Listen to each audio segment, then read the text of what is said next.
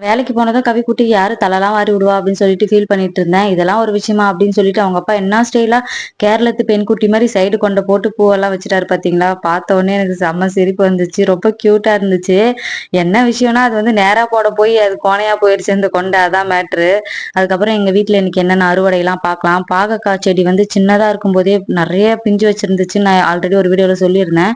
அது எல்லாமே காய் பெருசாயிருச்சு. இவ்வளோதான் இதோட சைஸ். நாட்டுக்காய்ன்றதுனால இதுக்கு மேல பெருசா வந்து அது ஆகாது. வாழைப்பூ வந்து ஒண்ணு வந்து இருந்துச்சு. அதனால வாழைப்பூ வந்து எடுத்துட்டு சரி வடை சுடலாம் அப்படின்னு சொல்லிட்டு அதையும் உடைச்சு எடுத்து வச்சாச்சு.